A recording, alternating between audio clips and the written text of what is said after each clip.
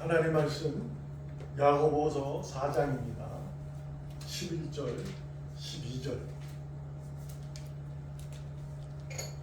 야고보서 4장 11절. 형제들아 서로 비방하지 말라. 형제를 비방하는 자나 형제를 판단하는 자는 곧 율법을 비방하고 율법을 판단하는 것이라. 네가 만일 율법을 판단하면 율법의 준행자 아니요 재판관이로다. 입법자와 재판관은 오직 한 분이시니 능히 구원하기도 하시며 멸하기도 하시느니라. 너는 누구이기에 이웃을 판단하느냐. 아멘. 아멘. 너는 누구이기에 이웃을 판단하냐고 야고보 사도가 형제들에게 심지어 어떻게 보면 징계적으로 질책을 하면서 증언하고 하나님 말씀을 배워나가고 있는 것입니다. 오늘 본문의 단어 속에 비방과 판단이라는 단어가 나옵니다. 이것은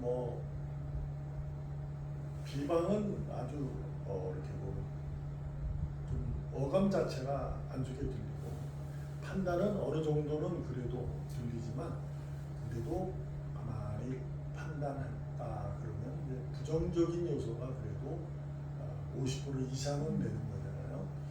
우리 스스로 잘 자신을 판단해서 해야 합니다라는 의미로 좋은 의미가 될 수도 있지만, 판단이라는 것은 어느 정도의 부정적인 단어가 의미가 포함되어 있어요.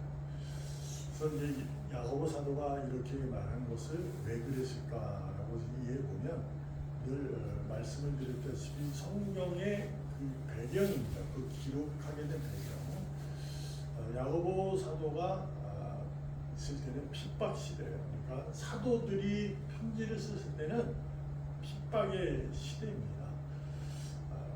그렇기 때문에 이제 그 핍박에 의해서 이제 억눌리고 힘들고 지쳐 있을 때 하는 내용을 가질 수 있어요.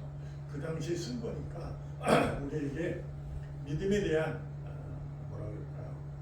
용기, 믿음의 다시 점검, 믿음이 무엇인지, 하나님의 자녀가 어떻게 살아야 되는지라고 하는 심지어 말하는 거죠. 여기서 보면 이제 형제라고 얘기하고 있습니다. 형제들아 서로 비방하지 말라. 우리가 교회를 다니면서 형제들에게 비방한다 하는 분들이 있을 수 있습니다. 그렇죠? 있을 수 있어요. 근데 그런 말을 하는 거죠.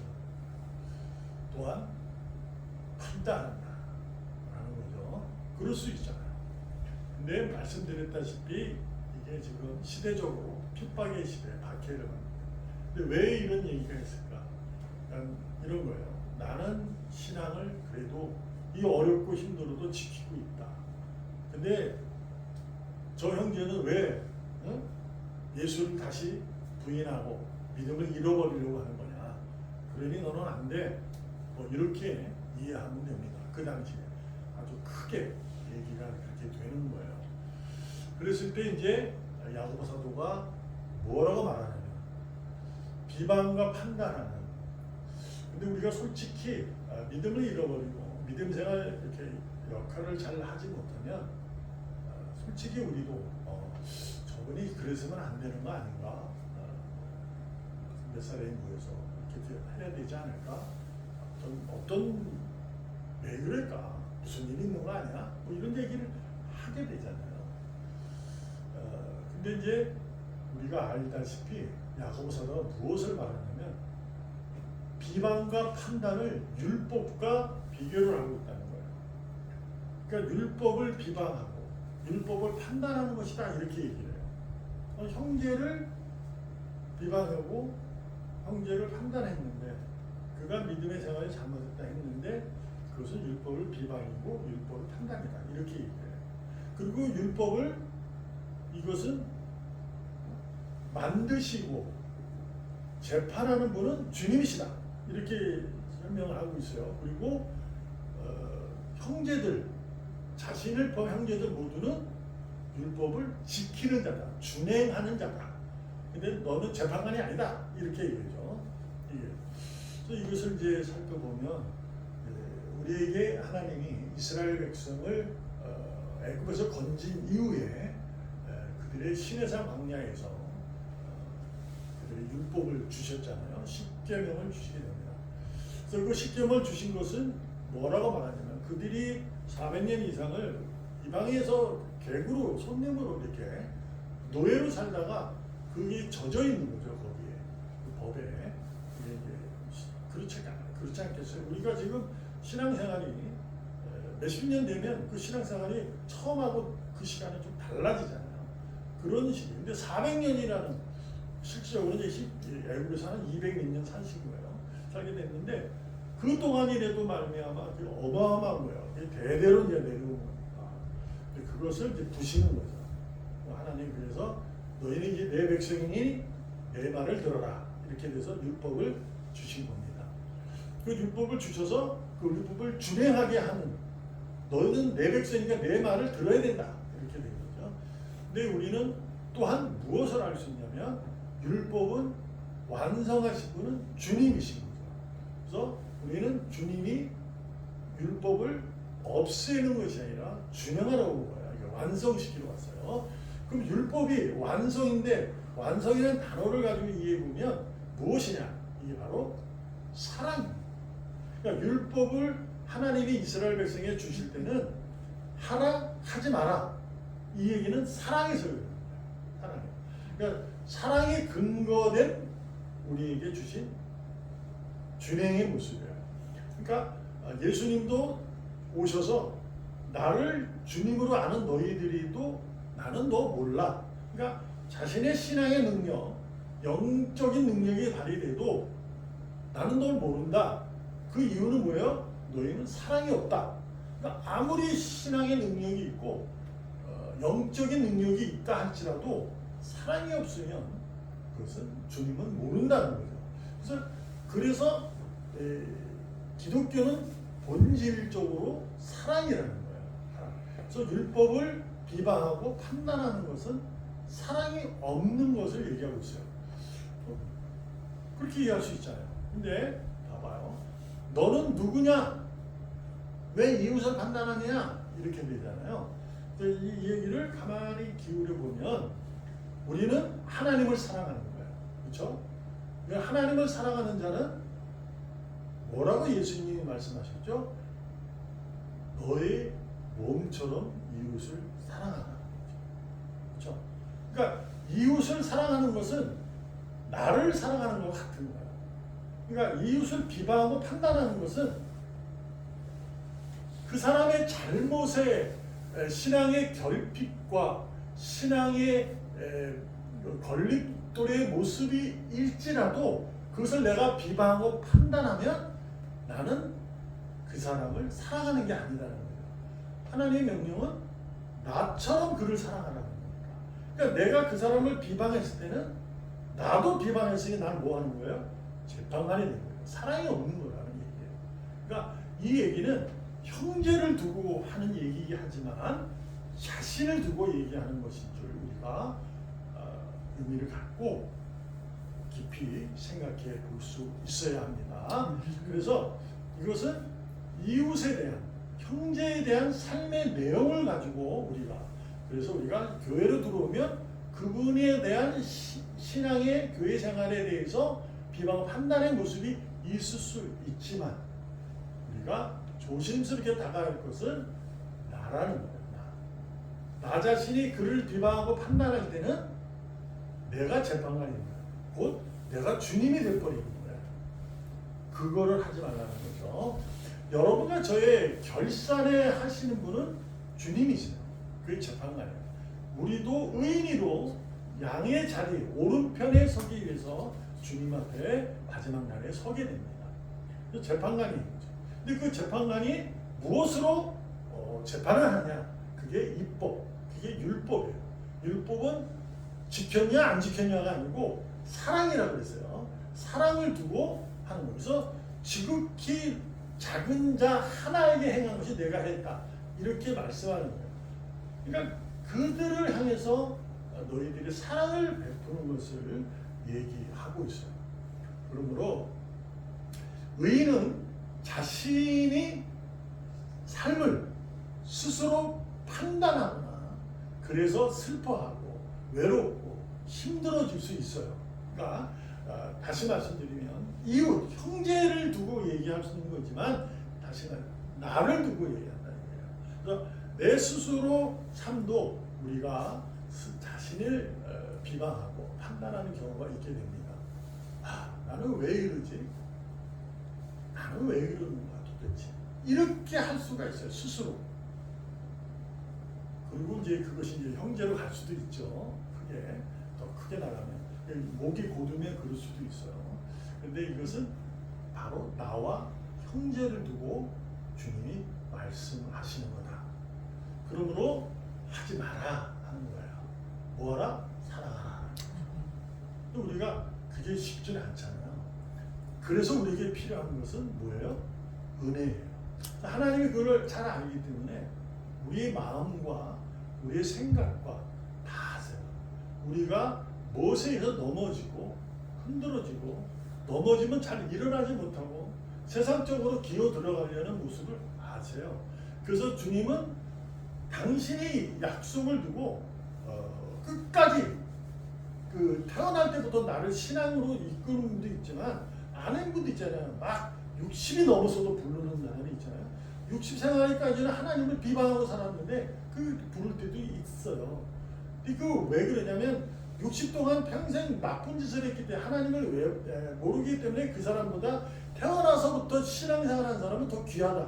이렇지 않아요. 왜냐하면 그나 60이나 그나 하나님이 의인으로 선택했을 때는 그도 저도 다 온전하지 않아요. 우리 의인이라고 하는 자들이 비방하지 말라, 하지 말라, 사랑을 베풀라는 얘기는 너는 온전하지 않아 이런 얘기예요. 여러분과 저는 온전하지 않아요. 우리가 의인인 건 맞아요.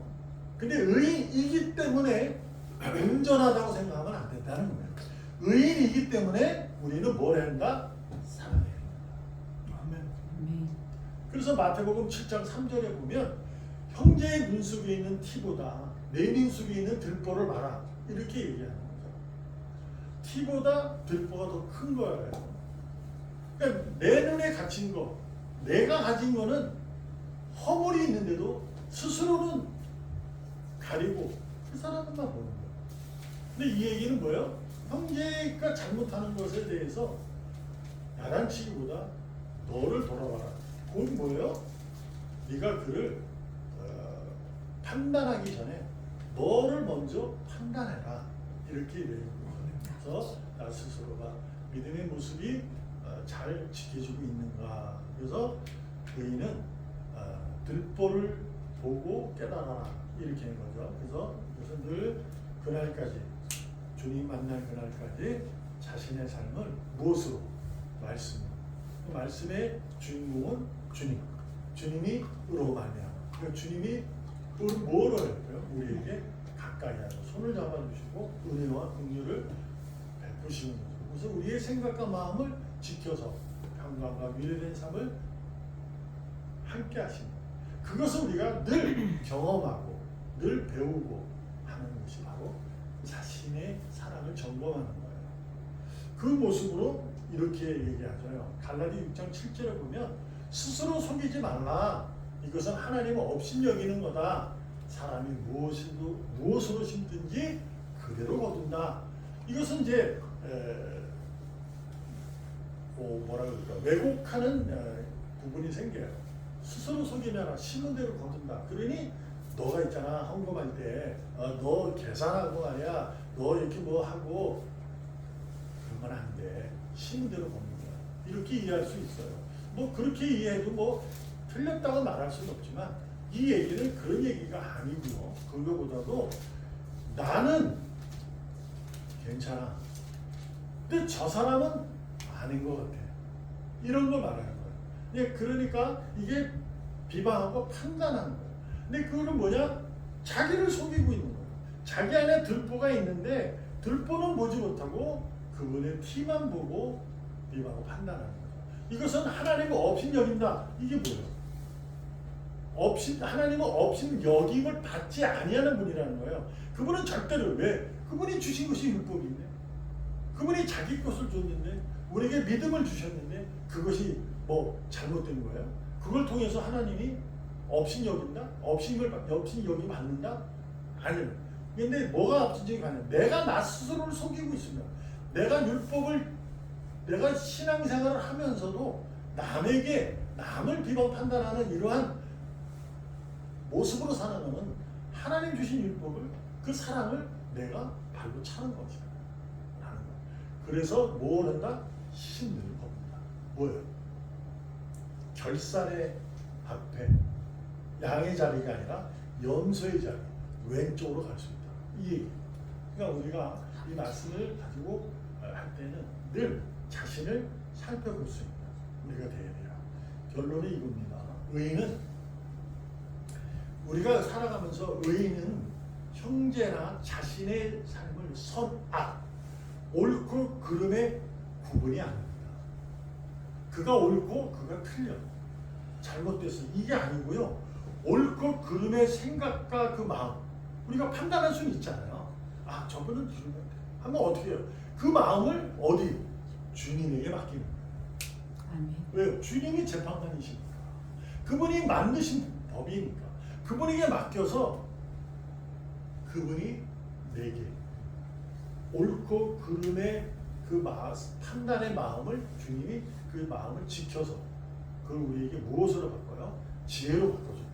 그래서 평강과 위로 우리에게 바꿔주는 거예요. 그래서 어떻게 하나? 그 형제와 너는 한 방향으로 하나같이 나아가라. 그 삶을 속이지 말라, 분별하라. 아멘. 옳고 그름의 구분이 아니라 옳고 그름을 주님께 맡기고 사는 분별의 삶, 그러니까 통찰의 삶이라는 거야. 내 자신을 살펴보고 그런 모습으로 내가 가는 걸음이 바른 걸음인지 아닌지 그분보다 어제도 전화서 얘기했듯이 며칠 전에 내 발의 말씀은 발등에 빛이, 그런 거죠. 근데 놀라운 문제 아세요? 그 빛이 내가 발걸음을 내린다고 이게 광선이 쫙 나가서 저 꼼꼼한 데가 다 환해지는 게 아니에요. 내가 내리는 발걸음 보기 순간만 환해지는 거예요. 근데 이제 물론 하나님은 그 의미를 갖고 있는 거예요. 근데 우리는 알잖아요. 내가 꼼꼼한 밤에 걸어갈 때 발등에 빛이, 내가 프레시를 켜도요, 거기만 비춰지는 데만 환해지는 거예요. 이것을 무슨 어떤 의미를 이해하는 거냐? 우리가 늘 말씀을 보고 그 말씀에 비춰진 곳으로 가지고 걸어가야 된다는 의미를 두고 있어요. 그러니까 우리가 방향은 여기다. 말씀은 내 발의 등이에요. 네? 불빛이에요. 그러니까 그 발로 인도하는 거예요. 내 발걸음 인도하시고는 그분이시니까. 그래서 그 방향으로 가는 거예요. 나 자신을 사랑하는 그 신앙의 능력으로 형제를 사랑할 수 있기를 여러분과 제가 주님의 평강과 위로가 가득하기를 소망합니다. 아멘. 그 주님의 평강으로 그를 판단하시고 그를 함께 주님이 원하시는 방향으로 나아가기를 축복합니다. 아멘. 살아계신 하나님 감사합니다. 귀하고 또 귀하고 그렇게도 귀한 우리를 오늘도 사랑하셔서 주님의 영광을 나타내도록 품어주시니 사용하시니 감사드립니다. 우리의 삶을, 이웃과의 삶을 하나님의 영광으로, 그 사랑으로 맺어지게 하셔서 사랑의 힘으로 절대로 세상의 그 모두 끊어내지 못하는 그 주님의 사랑으로 우리 모두가 한 마음이 될 수 있도록 주 영광을 드러낼 수 있는, 그래서 하나님 나라를 아름답게 진실되게 건설해 나갈 수 있도록 축복하여 주시옵소서. 아멘. 오늘도 우리를 사랑으로 품어주신 예수님의 이름으로 기도합니다. 아멘. 아멘.